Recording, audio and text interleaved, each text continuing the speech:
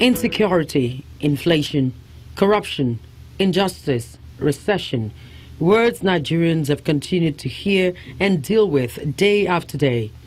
The government, under the leadership of President Muhammadu Buhari, repeatedly says the administration is winning the battle against insecurity, while not giving up on restoring sanity in every sector of the country's life.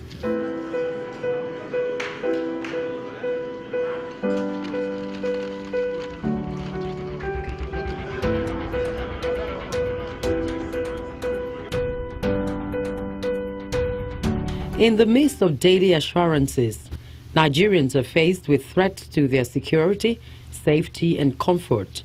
Herdsmen attacks on farmers have been another strategy deployed by daredevils to inflict pains and cause sorrows in some states. When they destroy farm finish, they don't like the bush for a fire. I don't get money, I don't get job again. This one be my power. Farm, I be my power. And Benue in the Middle Belt is the worst hit.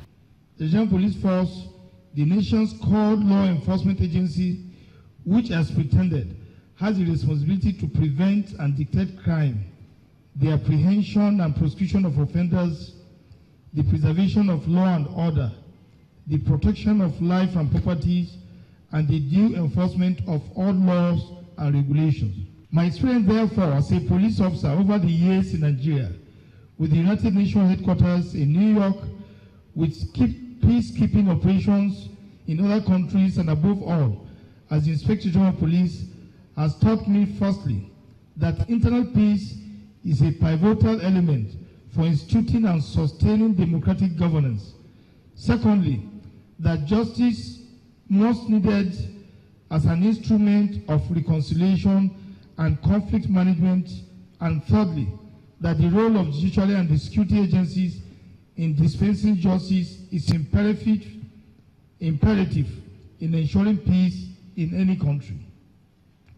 I've watched with troubled heart the security challenges confronting this country, the challenges of Boko Haram in the northeast, the challenges of kidnappings and armed robberies, cattle rustling and militancy in virtually all parts of Nigeria, the farmers-herders clashes, the challenges of unnecessary assassinations for various reasons, the challenges of conflict among the divergent communities, which oftentimes take violent dimensions and occur along the fault lines of ethnic, religious, regional, and political differences between divergent groups and communities. These challenges, if not properly managed at the pace we are going, coupled with inflammatory and inciting statements, will tear this country apart and drag us into an ending crisis. I'm quite conscious that as Inspector General of Police, it is my responsibility to put sufficient security architecture in place to manage these challenges aforementioned. And I can say with confidence that the employed preventive and detective strategies have been largely successful in managing the situation based on my achievements so far. However, I've realized that the issue is beyond apprehension and prosecution of offenders. Yes, it is beyond that. There has to be a speedy dispensation of justice and the protection of rights and interests of the suspects and the victims of crime. This is the only way people must have a sense of justice, peace, and reconciliation.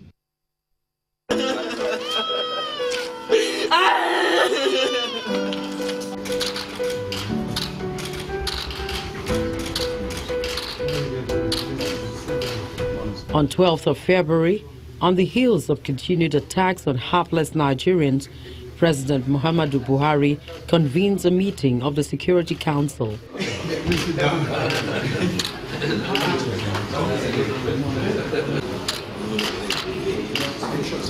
In attendance are the Vice President, Professor Yemi Osinbajo, the Defense Chief, Service Chiefs, the Police IG, Director Generals of the DSS, and NIA, among others. After the closed-door talks, no one is willing to divulge the details of the meeting. The meeting had come barely 48 hours after 3 lecturers from the University of Maiduguri, recently held captive by insurgents, were released alongside 10 other captives.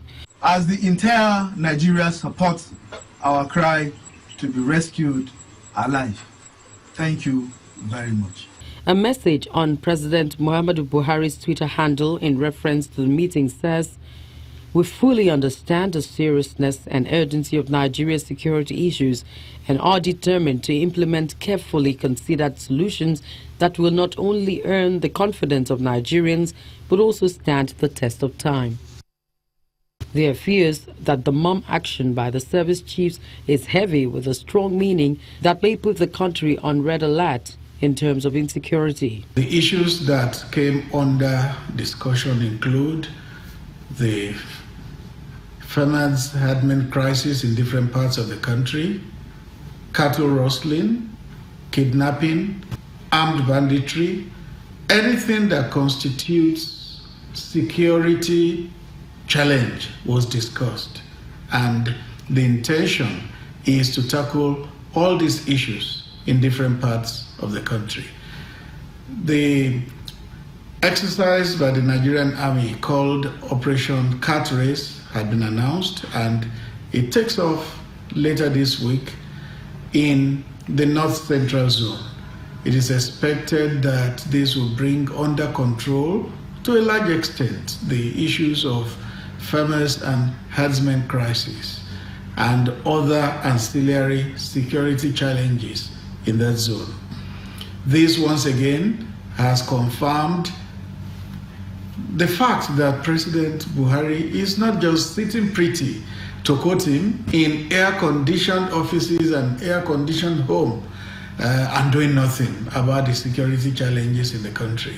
He is up and doing about this. Vice President Yemi Osinbajo said it last week that if there's anything that touches the heart of the president and gives him a lot of concern, it is the different clashes in various areas of the country, particularly the one between herdsmen and farmers and the natives of those areas.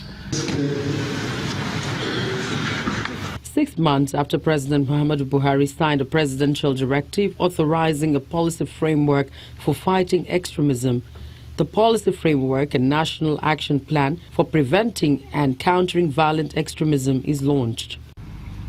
We must now, working together, focus on rooting out hate, misrepresentation of religion, and violence in our society. I wish to therefore express my sincere gratitude to those individuals and institutions who contributed towards the development of this policy framework and national action plan. I also call on states and local governments to develop action plans for preventing and countering violent extremism at the grassroots.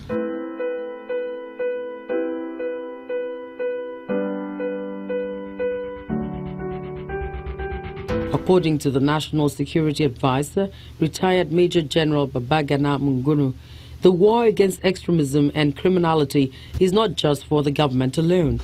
Therefore, the policy aims to institutionalize Nigeria's counter-extremism efforts through a whole government, whole society approach. Mungunu explains that the 3-year policy and plan will provide a clearer policy environment that interconnects peace, security and development, and will strengthen the government's effort at mainstreaming peace building into the development initiatives at the grassroots. The policy framework and national action plan rests on 4 major objectives.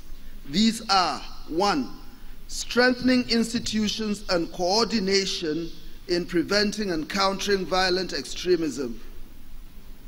2, strengthening the rule of law, access to justice and human rights.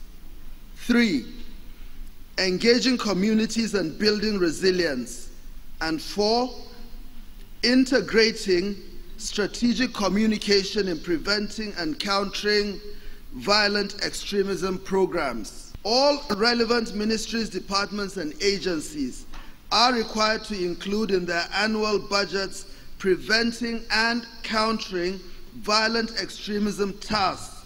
Our administration is engaging in dialogue with different key stakeholders in order to find possible and lasting solutions to the issue of herder-farmer conflicts.